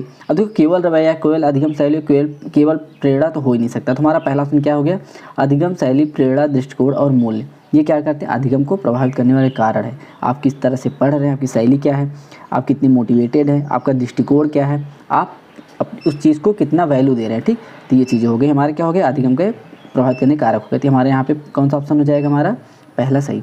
नेक्स्ट देखिए, निम्नलिखित में से कौन सा अधिगम को प्रभावित करने वाले शिक्षक संबंधित कारक है। शिक्षक संबंधित कारक की बात करें तो प्रेरणा और परिपक्वता की बात, ये तो शिक्षक की बात होगी नहीं, तो बच्चों की बात हो जाएगी। दूसरा क्या, अनुशासन की संरचना है, अनुशासन आपको नहीं देना, तो ये भी गलत हो गया। तीसरा देखिए, कक्षा की सामाजिक भावनात्मक जलवायु, अब इससे हमसे क्या लेना देना, जलवायु भावनात्मक कैसे क्या है, तो ऐसे ही ऑप्शन हमको मिल गया, क्या है यहाँ पे, शिक्षक की नेतृत्व शैली, क्योंकि यहाँ पे देखिए ना शिक्षक संबंधित कारक है, तो शिक्षक किस तरह से नेतृत्व कर रहा है, किस तरह से चीज़ों को पढ़ा रहा है, ये बहुत ज़्यादा इंपॉर्टेंट हो जाएगा। ठीक, नेक्स्ट अब यहाँ पे हम देखिए, निम्नलिखित में से कौन सा कारक अधिगम प्रक्रिया को प्रभावित करता है।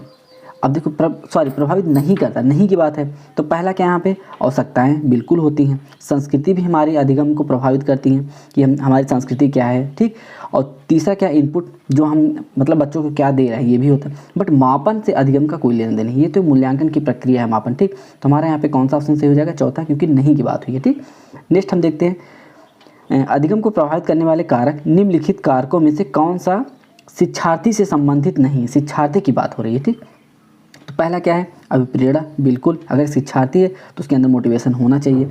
ध्यान की बात है तो ये भी होना चाहिए। लक्ष्य की बात, ये भी होना चाहिए। संचार से कोई लेना देना नहीं। ठीक, संचार या कम्युनिकेशन से शिक्षार्थी से कोई मतलब नहीं, खास करके तब जब अधिगम को प्रभावित करने की बात हो रही है। ठीक, तो तीन यही होंगे हमारे इंपॉर्टेंट। नहीं की बात का है तो हमारा यहाँ पे चौथा ऑप्शन से हो जाएगा संचार। नेक्स्ट हम देखते हैं, निम्नलिखित में से कौन सा कारक अधिगम को प्रभावित करता है। पहला क्या, प्रेरणा, बिल्कुल सही है। सामाजिक संदर्भ, बिल्कुल, हमारा वातावरण इन्वायरमेंट जो है बिल्कुल प्रभाव देता है। तीसरा संवेग, हम किस तरह से किसी चीज़ को लेके कृतज्ञ हैं, किस चीज़ को कितना करना चाहते हैं, संवेग हमारा इंपॉर्टेंट। चौथा क्या, शिक्षा शास्त्रीय उपागम, एक शिक्षक जो है किस तरह से चीज़ों को पढ़ा रहा है। तो हमारे यहाँ पे चार के चारों ऑप्शन सही है, तो ऑप्शन डी आपका सही हो जाएगा। अगला देखिए, अब यहाँ पे स्कूटर चलाने वाले व्यक्ति द्वारा कार चलाना सीखते समय उसके पूर्व अनुभव का सहायक होना। अगर स्कूटर आप चलाए हैं तो गियर, क्लच, इन सब का थोड़ा सा आपको नॉलेज होगा, उसको आप कार में यूज करेंगे, तो ये किस तरह का अधिगम स्थानांतरण है, आपसे ये पूछा है। तो एक तरह से आप सकारात्मक है ना, पॉजिटिव स्थानांतरण है, तो सकारात्मक स्थानांतरण आपका हो जाएगा। देखिए यहाँ पे टॉपिक वाइज यहाँ पे हमने क्वेश्चन लिए हैं, ये मान चलिए अगर आप इसको पूरा देखते हैं तो आपको हर एक टॉपिक से कुछ क्वेश्चन आपको यहाँ देखने मिलेंगे, ताकि टॉपिक क्लियर एटलीस्ट हो जाए। और एग्जाम में जिस तरह से हम एलिब्रेट कर रहे हैं, आपको अप्रोच बता रहे हैं किस तरह से क्वेश्चन को सॉल्व करना है, इससे आपको समझ विकसित होगी कि हम इस क्वेश्चन को कैसे टैकल करेंगे। जो नहीं आ रहा उसको भी आप सही करके आएंगे। अब ये देख लीजिएगा। अगला देखिए, लिखा है कि विदेशी भाषा के सही उच्चारण को सीखने में मातृभाषा के प्रभाव इस प्रकार अधिगम का अंतरण करते हैं। अब बताओ, अगर आप इंग्लिश सीख रहे हो, हिंदी का कोई मतलब नहीं, चलो मान लो हिंदी इंग्लिश का थोड़ा बहुत वैल्यू पड़ता है, बट हिंदी का चाइना से कोई मतलब है, चाइनीज अगर हम बोल रहे हैं, ठीक, या अरबिक वगैरह बोल रहे हैं, हिंदी से कोई लेन देन नहीं, तो क्या हो जाएगा, शून्य स्थानांतरण हो जाएगा। ठीक, कोई भी मतलब स्थानांतरण आप नहीं कर रहे हैं। अपनी पुराने नॉलेज को जब हम पुराने नॉलेज से नया का इम्प्लीमेंट करें तो पॉजिटिव होता है, बट यहाँ पर तो कुछ हो ही नहीं, तो हमारा क्या हो गया, शून्य स्थानांतरण हो जाएगा। ठीक, अगला देखिए, इसमें दिए दाएँ हाथ से ड्राइविंग जो कि यूएसए में होता है, से बाएं हाथ से ड्राइविंग जो कि भारत में होता है। हम लोग देखते हैं ना, गाड़ी जो ड्राइवर चलाता है हम लोग के यहाँ राइट हैंड पे होता है, बट वहाँ पे क्या होता है, वहाँ लेफ्ट हैंड पे होता है। ठीक, अमेरिका वगैरह में। तो अब यहाँ पे हैंड की बात हुई, बट वहाँ पे ड्राइविंग स्किल की बात वहाँ उल्टा हो जाएगा। ठीक, तो स्थानांतरण करना किस तरह का प्रदर्शन है, अगर यहाँ वहाँ में कोई मतलब कॉमन है ही नहीं तो क्या होगा, नकारात्मक होगा, उससे कोई हमसे मतलब ही नहीं है। शून्य होता तो शून्य, तो बट यहाँ शून्य की बात की नहीं, तो हमारा नकारात्मक हो जाएगा। ठीक, कोई भी इससे लेन देन नहीं, बल्कि अगर आप राइट हैंड से किए वहाँ जाके आपको डिफिकल्टी होगी चलाने में, अगर वहाँ पे आप चला के इंडिया में तब भी डिफिकल्टी, मतलब नकारात्मक प्रभाव पड़ रहा है। ठीक, तो नकारात्मक हस्तांतरण हो जाएगा हमारा। ठीक, नेक्स्ट देखिए, 8वीं कक्षा की एक छात्रा ने अपने सहपाठी की अंग्रेजी में अधिगम सहायता की, अंग्रेजी के अधिगम में सहायता की। अब बताओ, कक्षा 8 की बच्ची कक्षा 8 के बच्चों को समझा रहे, तो कुछ इसमें स्थानांतरण हो रहा है, आप ऐसे ही समझ जाइए। तो क्या हो जाए, अधिगम का कोई स्थानांतरण नहीं हो रहा है। अगर वो कक्षा 8 की बच्ची कक्षा 9 वाले को समझाती या 7 वाले को समझाती तो स्थानांतरण या पॉजिटिव निगेटिव होता, बट यहाँ पे कुछ हो ही नहीं, क्योंकि कक्षा 8 की बच्ची कक्षा 8 वाले को समझा रही है, तो क्या हो जाएगा, अधिगम का स्थानांतरण नहीं हो रहा है। अगला देखिए, एक व्यक्ति ने अपने मित्र को क्रिकेट खेलने में असफल होते हुए देखा, तो उससे उत्कृष्टता प्राप्त करने के लिए आवश्यक कौशल का समर्थन करने की सहायता की। मतलब देखा कि उसका मित्र जो क्रिकेट खेल नहीं पा रहा है, तो उसकी हेल्प करने के लिए कुछ ऐसे कौशल सिखाया जो उसके लिए बेनिफिशियल है। तो ये किस तरह का है, तो ये धनात्मक हो जाएगा ना, कुछ पॉजिटिव चीज़ सिखा दे रहा है उसको, उसके अंदर इम्प्लीमेंट हो गया, पुरानी चीज़ों को लेकर थोड़ा सा और सीख गया, तो क्या हो गया, हमारा धनात्मक स्थानांतरण हो गया। अगला देखिए, निम्नलिखित में से कौन सा प्रशिक्षण हस्तांतरण में मदद नहीं करता है? तो इच्छा शक्ति मदद करती बिल्कुल है, उचित वातावरण ये भी करता है, परिपक्वता भी करता है। हमारा थकान या थकावट हस्तांतरण से हमें क्या लेना देना, ठीक, तो हमारे यहाँ पे चौथा ऑप्शन सही हो जाएगा, क्या है हमारा, थकान या थकावट। अगला देखिए, रामू रूसी भाषा सीखता है, अब वह साइकिल चलाना सीखता है। अब देखो रूसी भाषा सीख रहा है, फिर साइकिल चलाना में कोई लेना देना है ही नहीं, तो क्या हो जाएगा, शून्य हो जाएगा। तो किस तरह का अधिगम हस्तांतरण हुआ, शून्य हस्तांतरण हुआ, ठीक। आई थिंक ये समझ में आ रहे होंगे। अब चलते हैं अगले क्वेश्चन पे। इसमें दिए सीखने का पठार सीखने की प्रक्रिया के मुख्य अभिलक्षण हैं जो उस स्थिति को प्रकट करते हैं जिसमें सीखने की प्रक्रिया में कोई उन्नति नहीं होती है। इसको किसने कहा, ये फैक्चुअल क्वेश्चन इसको रॉस ने कहा है, ठीक। ये एक साइंटिस्ट हैं, इन्होंने क्या कहा, जो पठार के बारे में बताया। देखो सीखने का पठार का मतलब थोड़ा सा आप समझ लीजिए। ऐसे सीखने के पठार की अगर हम बात करें, एक बच्चा मतलब नॉर्मली सीखता रहता है, ऐसे इंक्रीमेंट होता है, बट एक समय आता है जहाँ पर उसका सीखना रुक जाता है, फिर क्या होता है, थोड़ा सा डिक्रीमेंट भी आ जाता है या बढ़ता घटता है, ठीक। इस तरह जब चीज़ आती है, तो इस तरह का जो चीज़ होती है इसको क्या प्लूटो बोलते हैं, पहाड़। देखिए हम लोग जब पहाड़ पर्वत पढ़े होंगे तो ये पठार होता है इस तरह का, ठीक, बट इसमें नुकीला हो जाता है, इसको पर्वत या पहाड़ बोलते हैं। बट यहाँ पे क्या है, समतल हो जाता है, मतलब ज्ञान जो है किसी पर रुक जाता है, उससे आगे नहीं। मान लो क्लास 5 का बच्चा है, उसको 10 तक टेबल आ रहा है, उसके बाद 11 का नहीं याद कर पा रहा है, इसका मतलब कि बहुत दिन तक उसको आ ही नहीं रहा है, तो वहाँ पे क्या हो गया, उसका अब सीखने का पठार आ गया। तो आप समझ रहे होंगे, बढ़ता तो रहता है बट एक समय पे आके कुछ समय के लिए रुक जाता है, यह अस्थायी होता है। ऐसा नहीं किसी पर रहेगा, हो सकता है फिर ऐसे बढ़ जाए, हो सकता है घट जाए, घटने के बाद भी बढ़ सकता है, ठीक। तो ये क्या होता है, अस्थायी होता है। तो क्या होता है, सीखने का पठार। इसको किसने बताया था इसके बारे में, रॉस ने बताया था। अगला देखिए, कौन सा अधिगम के पठार का कारण नहीं है? अधिगम का पठार का कारण क्या नहीं? पहला क्या है, प्रेरणा की सीमा, बिल्कुल है। अधिगम का पठार अगर प्रेरणा के अंदर नहीं रहेगी तो आप कैसे ले पाएंगे, ठीक। दूसरा क्या, शारीरिक सीमा, ये भी होता है। शारीरिक क्षमता अगर आपकी नहीं रहेगी तो सिंपल सी बात है, पठार आ ही जाएगा। ज्ञान की कमी रहेगी तब भी हो जाएगा। विद्यालय का असहयोग यही सही हो जाएगा। क्यों? क्योंकि अगर विद्यालय में अब नहीं की बात की, अगर यस होता तो नहीं होता है, बट नहीं की बात किया तो विद्यालय में तो ऐसा होता नहीं कि आपका सहयोग ही ना हो, ठीक। तो सहयोग तो वहाँ होता है, तो आपका ये ऑप्शन गलत हो जाएगा। अगला देखिए, निम्नलिखित में से कौन सा शर्त अधिगम के पठार की घटना का कारण नहीं है? अब फिर से वही देखिए, शारीरिक सीमा होती है, एक असरता होती है, मतलब इसको एकाग्रता बोलते हैं, ठीक। यहाँ पे थोड़ा सा मिस्टेक हो गया शायद। व्याकुलता भी होती है, थकान से भी कोई लेना देना नहीं, ठीक। जहाँ पे अगर बात अधिगम के पठार की बात है, थकान नहीं होता। थकान होगी तो कुछ क्षण के लिए होगा ना, क्षणिक मोमेंट के लिए, फिर हट जाएगा। तो आप इस तरह का ग्राफ कहाँ बनेगा? तो अगर कुछ समय के लिए होगा तो कुछ समय बाद फिर ऐसे उठना चाहिए था, लेकिन नहीं हो रहा है, तो इसका मतलब क्या है, थकान तो हमारा बिल्कुल नहीं होगा। और यहाँ पे नहीं पूछा तो ये ऑप्शन आपका सही हो जाएगा।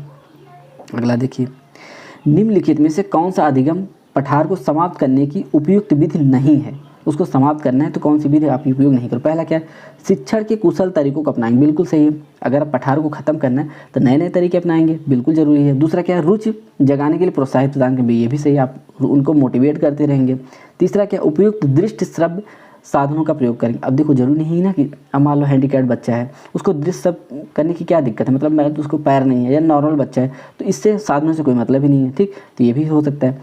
तो अब यहाँ पे क्या नहीं हो सकता, क्या है ये, शिक्षार्थी को घर पर अतिरिक्त ट्यूशन दे। अगर आप एक शिक्षक हैं तो जाके उनको घर पे ट्यूशन नहीं देंगे, हाँ एक्स्ट्रा टाइम स्कूल में दे सकते हैं, बट घर पे जाके ट्यूशन, तो ये निगेटिव हो जाएगा। तो हमारा इसमें नहीं पूछा था, तो यही एक हमारा निगेटिव वर्ड है। और क्या है, शिक्षार्थी को घर पर अतिरिक्त ट्यूशन दे, ये गलत हो जाएगा। अगला देखिए, सीखने की वह अवधि जब सीखने की प्रक्रिया में कोई उन्नति नहीं होती तो क्या कहते हैं? वही हम बताया ना, सीख रहे हो आप और एक आके उन्नति नहीं, रुक जाता है ऐसा, फिर कम या ज़्यादा होता है, तो क्या ये जो चीज़ को क्या बोलते हैं, पठार बोलते हैं। तो ये क्या होता है, सीखने का पठार होता है, ठीक। ये आपसे पूछा गया। अगला देखिए, अधिगम अधिगम वक्र में पठार इंगित करता है। पठार क्या इंगित करता है? अधिगम पूर्ण हो चुका नहीं। दूसरा क्या, अधिगम की गति तेज, ये भी नहीं, तेज नहीं होती है। अधिगम प्रारंभ हुआ है, ये भी नहीं होता है। चौथा क्या, अधिगम अस्थायी, और बिल्कुल सही है, हम बताए थे ना आपको, अवरोध उत्पन्न होता है, वो भी अस्थायी होता है, कुछ समय के लिए होता है, कुछ समय बाद वो फिर से बढ़ जाता है या घट जाता है, ठीक। तो आपका चौथा ऑप्शन यहाँ पे सही हो जाएगा। नेक्स्ट देखिए, अधिगम वक्र में पठार पाए जाते हैं, इसमें कौन सा संबंधित नहीं है? तो पहला क्या है, बिना किसी प्रगति अवधि का, ठीक। अब नहीं की बात करें तो ऐसा तो है नहीं, ये तो पॉजिटिव है। दूसरा क्या, सभी कार्यों पर समान रूप से ध्यान देना, ये गलत हो जाएगा। आपसे पूछा है क्या, पहले समझिए, अधिगम वक्र में पठार पाए जाते हैं। अगर अधिगम पठार क्यों पाए जाते हैं, यही पूछा है। तो सभी कार्यों पर अगर आप समान रूप से ध्यान दे रहे हैं तो अधिगम में पठार आएगा, नहीं आएगा, ठीक। तो ये तो आपसे नहीं पूछा, तो ये तो सही हो गया। तो यहाँ पे ये तीनों ऑप्शन आपके गलत हैं, तो आपका ऑप्शन बी सही है। अगला देखिए, अधिगम का पठार क्या होता है। अधिगम का पठार अगर बात करें तो अधिगम में अवरुद्ध वर्धन, बिल्कुल ये तो सही है। दूसरा, दोष नहीं होता है, अवरोध भी नहीं होता है। अब देखिए अभी बता रहे अधिगम की समाप्ति, अब थोड़ा सा आपको कन्फ्यूजन यहाँ पे होगा, अधिगम में अवरोध और अधिगम में अवरुद्ध वर्धन। अब अवरोध की बात क्या है, एकदम से रुक जाए या धीरे धीरे कम होती जाए, अवरोध इसको बोलते हैं। बट अवरुद्ध वर्धन का मतलब क्या है, वो रुका है बट कुछ समय बाद वो बढ़ सकता है, घट सकता है, ठीक। तो इसको यहाँ पे आपका पहला ऑप्शन सही हो जाएगा। अब चलते हैं हम लोग जीन पियाजे, इससे बहुत क्वेश्चन आपको देखने को मिलेंगे। मान के चलिए जीन पियाजे के सिद्धांत का प्रमुख प्रस्ताव क्या है। तो पहला क्या है, बच्चों का चिंतन वयस्कों से बेहतर होता है, ऐसा उन्होंने कुछ नहीं कहा है। दूसरा क्या है, बच्चों का चिंतन वयस्कों से मात्रात्मक रूप से भिन्न होता है, ये भी गलत है। तीसरा क्या है, बच्चों का चिंतन वयस्कों से गुणात्मक रूप से भिन्न होता है, ठीक। वो भी हमसे, उनके पास भी अच्छा खासा दिमाग बट हमसे अलग सोते हैं, ये तो जीन पियाजे ने कहा था, तो हमारा ऑप्शन सही हो गया, ठीक। और चौथा क्या है, बच्चों का चिंतन वयस्कों के लिए ऐसा नहीं है, ठीक, न्यून नहीं होता, वो भी हमारी तरह बस सोचते अलग हैं, ठीक है। अगला क्या है, इसमें दिया है बच्चे डैश के अंत तक ऐसी गतिविधियों में शामिल होने में सक्षम हो जाते हैं जिनसे मानसिक प्रतिनिधित्व जैसे कि नाटक करना शामिल हो जाता है। तो ये कब आता है, मूल संक्रियात्मक नाटक, संवेदी में, औपचारिक में या पूर्व संक्रियात्मक में। देखो बच्चे कब नाटक, जैसे हमको दूध नहीं पीना, मेरा पेट दर्द हो रहा है, सब कब आता है, पूर्व संक्रियात्मक अवस्था में आता है। तो यही तो बच्चा नाटक करने लगता है ना, झूठ बोलता है वैसे ऐसे मानसिक रूप से, उसको कोई दिक्कत नहीं, ऐसे स्कूल नहीं जाना, आज मैं नहीं जाएंगे, मेरा पेट दर्द हो रहा है या मेरा सर दर्द हो रहा है, मेरा हाथ दर्द हो रहा है, ऐसे बोलते हैं ना। तो क्या हो गया, ये कब अवस्था होती है, पूर्व संक्रियात्मक अवस्था होती है। हमारा चौथा ऑप्शन सही हो जाएगा। अगला देखिए, संज्ञानात्मक विकास के चरण पर ध्यान केंद्रित करते समय पियाजे ने किस बात को अनदेखी किया है। तो उन्होंने जैविक परिपक्वता की बात की है, प्रतिभा की बात की है, उपस्थिति की बात की है, बट सांस्कृतिक समायोजन की बात नहीं की है। मतलब उन्होंने समाज को बिल्कुल भी इंपॉर्टेंस नहीं दिया है। किसने, जीन पियाजे ने। तो आपका यहाँ पे समाज आपसे ये कह सकता था कि सामाजिक कारक या सांस्कृतिक समायोजन, जो कि दोनों सेम है। तो आपका यहाँ पे चौथा ऑप्शन सही हो जाएगा। जीन पियाजे ने सिर्फ और सिर्फ बच्चे का जो अवस्था के हिसाब से विकास को ही महत्व दिया है, उन्होंने इन्वायरमेंट को बिल्कुल नहीं माना है, ठीक है, समाज को बिल्कुल भी नहीं माना है। अगला देखिए, एक बच्चा प्रत्येक बार आश्चर्यचकित हो जाता है, कब, जब उसकी माँ अपनी आंखें ढक लेती हैं और फिर खोल देती हैं। पियाजे की इस संज्ञानात्मक अवधारणा को बच्चा अभी तक नहीं समझ पाया, जो इस खेल को इतना रोमांचक बनता है। अब देखो बच्चा है, ये कब चीज़ें होती है, देखो संरक्षण की भावना तो बिल्कुल नहीं होगी, न क्रमबद्धता होगी, न जीववाद होगी। जीववाद का मतलब क्या, तो थोड़ा सा जान लीजिए। जीववाद का मतलब क्या, जैसे छोटा बच्चा है, वो जा रहा है, टेबल से लग गया तो कहेगा टेबल को मारो, तो आप लोग मार देते हो, चुप हो जाता है, तो ये तो होगा नहीं, तो ऐसी बात ही नहीं की गई। संरक्षण की भावना मतलब चीज़ों को इकट्ठा करके खिलौने मतलब रखता है, ठीक, संरक्षित करते थे, ये भी नहीं है।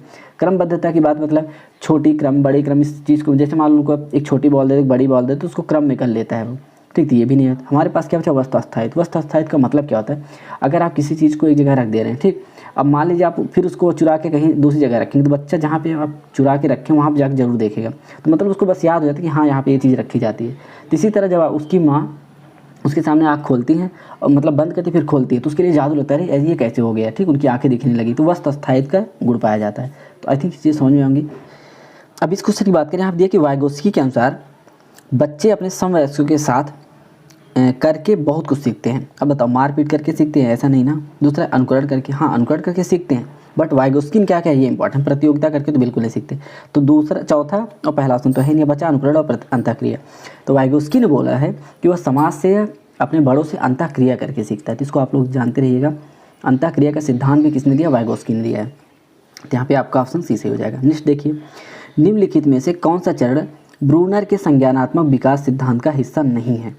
तो इन्होंने संक्रियात्मक सिद्धांत दिया है, प्रतिबिंबात्मक दिया है, संकेतात्मक अवस्था दिया है, सिर्फ एक नहीं दिया, अंतरदर्शी अवस्था नहीं दिया है, ठीक। तो आपका ये अवस्था गलत हो जाएगा। और आपसे ये पूछे कौन सा नहीं है, तो ब्रूनर ने ये अवस्था नहीं दी, उन्होंने ये सब अवस्था दी है, ठीक। अगला देखिए, जीन पियाजे द्वारा परिभाषित वह अवस्था जहाँ संज्ञानात्मक विकास बालक के अपने इंद्रियों के प्रयोग तथा बाहरी दुनिया का पता लगाने के प्रयासों से होता है। तो जहाँ पे अपनी इंद्रियों का प्रयोग करके कुछ बाहरी चीज़ों को जान रहा है, तो उसको क्या बोलते हैं, ज्ञान केंद्रीय अवस्था बोलते हैं, ठीक। सिंपल सी ये अवस्था के बारे में बात हो रही है, तो ज्ञान केंद्रीय अवस्था, और पियाजे ने इसको बहुत अच्छे अहम केंद्रीय अवस्था या ज्ञान केंद्रीय अवस्था बताया है।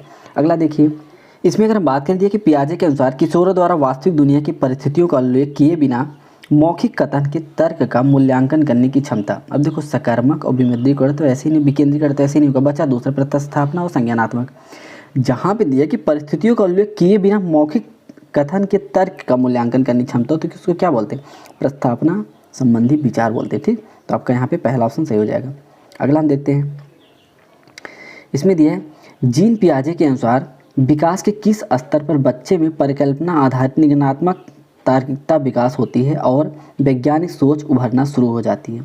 अगर इसकी हम बात करें तो इसकी किस अवस्था में आता है, हमारा मूर्त संक्रियात्मक अवस्था में आता है। ठीक, मूर्त संक्रियात्मक अवस्था कब होती है, हमारा इन्होंने कब कहा है, ये मान चलिए आप जो 8 से 11 वर्ष के लिए कहा। ठीक, तो इस अवस्था में हमारा क्या होता है, बच्चे जो तार्किकता का विकास होना शुरू हो जाता है, हमारा मूर्त संक्रियात्मक। ठीक, अगला देखिए, तिरसा एक 8 वर्षीय लड़की है जो आत्मविश्वास से अंकगणित का कार्य करती है जिसमें एक संख्या से शून्य को जोड़ना या घटाना शामिल है।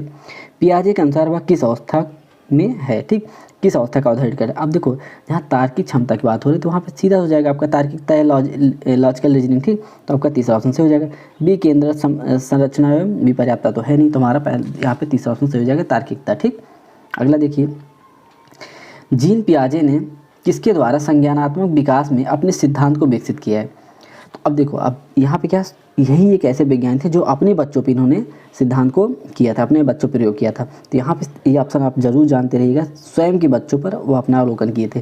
जीन पियाजे एक ऐसे ही साइंटिस्ट थे जिन्होंने अपने बच्चों पर, आपसे क्वेश्चन पूछा जा सकता है कि कौन सा ऐसा साइंटिस्ट है जिन्होंने खुद के बच्चों पर प्रयोग किया था, तो कौन था, वो जीन पियाजे था। तो आपका यहाँ पे पहला ऑप्शन, तीसरा ऑप्शन सही हो जाएगा।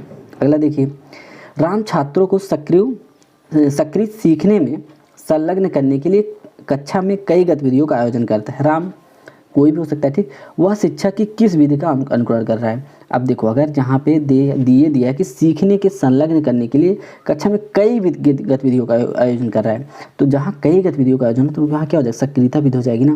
प्रतीकात्मक तो होगा नहीं, कार्य विधि और ऐतिहासिक विधि तो होती ही नहीं कुछ, हमारा ऐसे क्या हो जाएगा, सक्रियता विधि हो जाएगा।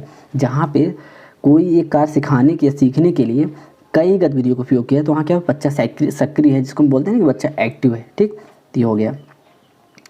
इसमें हम देखें, अगर बात करें, इसमें क्या दिया है, जीन पियाजे के अनुसार पूर्व संक्रियात्मक अवस्था के बच्चे कैसे होते हैं। जो पूर्व संक्रियात्मक अवस्था के बच्चे कैसे होते हैं, ईगोसेंट्रिज्म बोलते हैं जिसको, या ईगोसेंट्रिक या आत्म केंद्रित बोलते हैं। ठीक, इसको डायरेक्टली आप जान जाइए। अगला देखिए, जब कोई छोटी बच्ची ऊँट को पहली बार देखती है तो उसे ऊंची पीठ वाला घोड़ा कहते हैं। पियाजे के यह सिद्धांत किसका उदाहरण है। तो इन्होंने क्या बताती है, आत्मसात का सिद्धांत बताया, आत्मसातकरण का सिद्धांत। ठीक, यहाँ पे आपका चौथा ऑप्शन सही हो जाएगा। एक छोटी बच्ची है, घोड़े को हर एक, मतलब एक कोई देखी होगी घोड़ा, तो उसके पेरेंट्स बता दें हाँ ये घोड़ा है, तो उसी टाइप में वो दूसरे जानवर को देखी तो उसको भी घोड़ा बोलेगी। भैंस को देखी कहेगी मोटा घोड़ा है, तो ऊँट को देखी क्या बोलेगी, ऊँची पीठ वाला घोड़ा है। ठीक, तो इस तरह की चीज़ क्या वो आत्मसात की है, तो उसको क्या बोलते हैं, आत्मसातकरण बोलते हैं। तो आपका यहाँ पे चौथा ऑप्शन सही हो जाएगा। अगला देखिए, एक बच्चा किसी चीज़ के बारे में नया ज्ञान अर्जन करने की कोशिश करता है, तो उसको क्या कर रहा है, तो समायोजन कर रहा है ना। ठीक, तो ये भी जीन पियाजे ने बताया कि जब बच्चा कोई नई चीज़ को अर्जन कर रहा है, वो क्या होता है, समायोजन करना होता है। ठीक, अगला देखिए, पियाजे के बच्चों के स्वनिर्देशित बातचीत को कहा है, जब खुद से बात करते हैं उसको क्या बोलते हैं, अहम केंद्रित बोलते हैं। ठीक, तो अब ऐसे ही जान जाएगा, अहम केंद्रित या स्वनिर्देशित बात करें तो अहम केंद्रित हो जाएगा। अगला देखिए, जीन पियाजे के सिद्धांत में क्रमबद्धता संदर्भित है। अब देखो, क्रमबद्धता की, जिसको हम सीरियसली बोलते थे। ठीक, उसमें क्या होता है, जैसे मान लो एक इतनी बड़ी लाइन है, एक इतनी बड़ी लाइन है, एक इतनी बड़ी लाइन है, एक इतनी बड़ी लाइन, इतनी, तो इसको अगर जब बच्चा क्रमबद्ध कर ले, ठीक, इस लंबाई को क्रम में कर ले, तो उसको क्या बोलते हैं, क्रमबद्धता को संदर्भित कर पा रहा है बच्चा। ठीक, तो ये कहाँ पे होता है, इसमें ये पूछा है। अब बताओ, पहला क्या है, वस्तुओं को किसी एक आयाम जैसे लंबाई पर आधारित क्रम देना, बिल्कुल सही है। लंबाई क्रम जो उल्टा सीधा जो आप यहाँ बना के दे दे और बता दे हाँ ये बड़ा है ये छोटा है, तो यही तो आप वहाँ पे जानना चाहते हो, यहाँ पे आपका पहला ऑप्शन सही हो जाएगा। दूसरा क्या है, दूसरों के परिपेक्ष लेने की क्षमता, ये तो नहीं होगा। ठीक, तो यहाँ पे आपका पहला ऑप्शन सही हो जाएगा। हम थोड़ा जल्दी चलते हैं क्योंकि वीडियो बहुत ज़्यादा बड़ी नहीं हो जाएगी। ठीक, जीन पियाजे के अनुसार निम्नलिखित में से कौन अधिगम के लिए महत्वपूर्ण है। अब उनके हिसाब से अधिगम के लिए सबसे ज़्यादा महत्वपूर्ण क्या है, पहला क्या है, अंतर्निहित न्याय में विश्वास, ये तो गलत हो जाएगा। दूसरा क्या है, शिक्षकों और अभिभावकों द्वारा पुनर्बलन इन्होंने दिया, स्किनर ने दिया, तो ये भी गलत हो गया। अब बचा दो हमारे पास, शिक्षार्थी द्वारा वातावरण की सक्रिय खोज, और चौथा क्या है, वयस्कों के व्यवहार का अवलोकन करना। अब बताओ, जब बच्चों की बात हो रही है तो वयस्कों के व्यवहार का अवलोकन हम क्यों करेंगे। ठीक, ये गलत हो जाएगा, हमारा यहाँ पे तीसरा ऑप्शन सही हो जाएगा। ठीक, अब चलते हैं अगले क्वेश्चन पे। इसमें दिया है, जीन पियाजे के द्वारा नैतिक विकास चरण, जिसको विषम लैंगिक पारस्परिकता का सिद्धांत बोलते हैं, वो किस वर्ग के बच्चे रहते हैं। तो ये फैक्चुअल क्वेश्चन, आप इसको याद कर लीजिएगा, 13 से 18 साल के बच्चे होते हैं। ठीक, अब हम चलते हैं अपने अगले क्वेश्चन पे। इस क्वेश्चन की 13 से 18 नहीं 9 से 13 सॉरी, इसमें 9 से 13 साल के बच्चे होते हैं, ठीक, 9 से 13 साल के बच्चे होते हैं। तो आपका चौथा ऑप्शन सही है। इसको फैक्चुअल इसको याद कर लीजिएगा, ठीक है, विषम लैंगिक पारस्परिकता के बारे में, ठीक। अगला क्या है, किसका मानना है कि शिक्षार्थी को शिक्षा प्रदान करने में सक्षम बनाने के लिए अधिगम परिस्थिति को संरक्षित किया जाना चाहिए। इस तरह का कौन मानता है, आपको ये बताना। तो यहाँ पे ब्रूनर है कैसे हैं जिन्होंने ये चीज़ माना है कि शिक्षार्थी को शिक्षा प्रदान करने के लिए अधिगम परिस्थिति देना बहुत जरूरी होता है। अगला देखिए, यहाँ पे देखा जाए क्या है कि पूछा जा रहा है, क्या एक बच्चा कहता है कि माँ आज सूरज उदास है। अब मतलब बच्चा जो है वो जान पा रहा है कि हाँ ये उदास है। तो वो अगर पूर्व संक्रियात्मक चिंतन की किस सीमा की ओर दर्शाता है, तो पूर्व संक्रियात्मक में अहम केंद्रित होता है, आदर्शवाद, प्रकृतिवाद और आत्मवाद होता है। तो अगर खुद से जान पा रहा है कि बच्चा हाँ सूरज आज उदास है, तो क्या हो जाएगा, आत्मवाद हो जाएगा। मतलब खुद से उसको बोध हो जाएगा कि सूरज आज क्या है, उदास है, ठीक। तो क्या हो जाएगा यहाँ पे, आत्मवाद हो जाएगा, ठीक। अब यहाँ पे अभी देखा जाए तो अभी काफ़ी लंबा है, तो अब हम इसको 2 पार्ट में डिवाइड कर दे रहे हैं। अभी आप इसको इतना तक पढ़िए, कल सुबह तक, मतलब बहुत सुबह, आप ये मान चलिए 5 से 6 बजे तक ये वीडियो हम और डाल देंगे। बाकी जो हमने शेड्यूल बनाया हिंदी और इंग्लिश का, वो सारी चीज़ें सेम रहेंगी। वीडियो बहुत ज़्यादा लंबी हो जाएगी तो आप लोग पढ़ने में दिक्कत होगी, बट ये है कि ज़रूर पढ़िएगा, भले आप डबल स्पीड कर लीजिएगा, ठीक। बाकी कोई कन्फ्यूजन आप हमसे कमेंट बॉक्स में पूछिएगा, हो सकता है हमसे कुछ मिस्टेक हो सकती है, क्योंकि ह्यूमन एरर पॉसिबल है, ठीक है। बाकी अगर हमारी वीडियो आपको सच में अच्छी लग रही हो तो ज़्यादा से ज़्यादा हमारे चैनल को सब्सक्राइब करें और लाइक भी करें, शेयर भी करें, ठीक। थैंक यू, जय हिंद।